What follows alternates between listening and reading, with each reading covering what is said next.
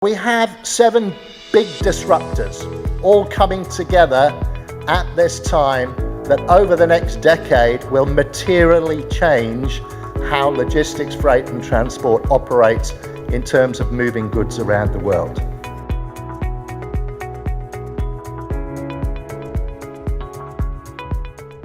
First of all, we have what I call globalization shifts.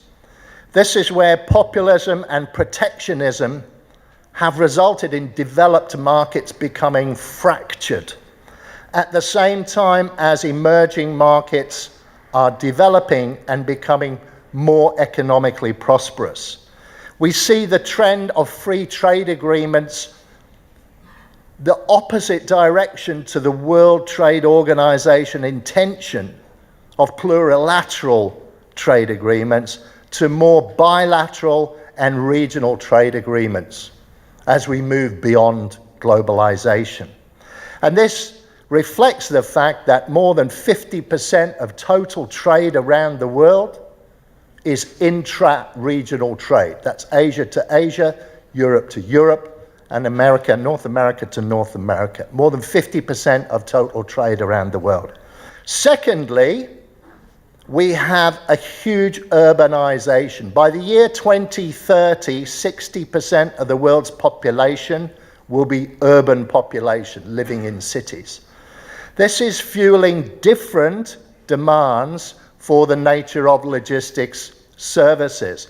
High concentrations of populations, high density populations that need servicing with the logistics activities. And we have to think about things like congestion, environmental pollution, empty road miles in inner city distribution.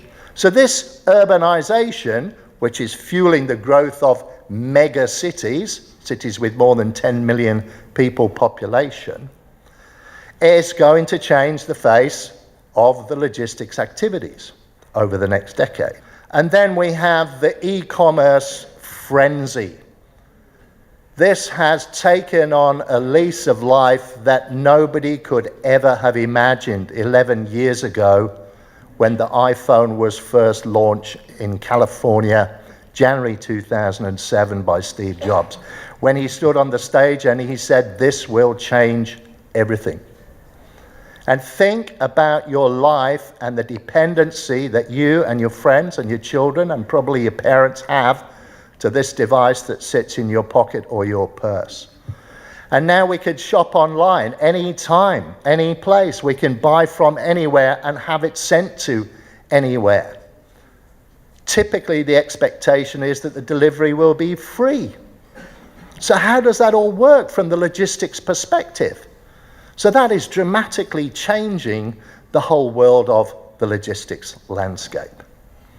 And then we have people being displaced by machines, maybe. Probably supplemented, in fact, by machines. We have automation and robotics. We now have robots that can pick cartons from a shelf without squashing them. They are sensitive to how much they can hold the case without crushing it and hold it tight enough without dropping it. This is huge advances in what we can do. And some pictures here around the activities. And I think here on the bottom right is what may be the warehouse in the future.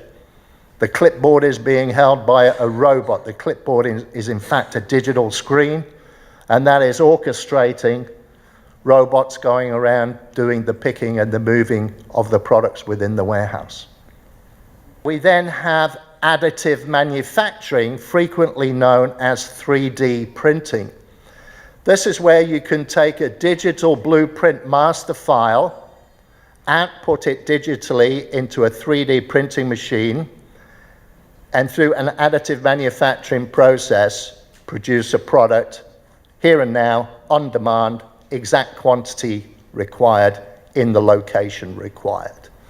This technology has been around for 30 years, but now it's coming into mainstream use by some major corporations. It has particular relevance when it comes to spare parts. If you can produce the spare parts as and when they are needed, in the quantity they are needed, then you have a solution to what is a huge challenge for a lot of industries, particularly medical, automotive, high-tech, etc. And we used to see 3D printers making little, like, effigies of the Eiffel Tower, or an effigy of your mother-in-law, or a little whistle. But now they're being used to produce real things.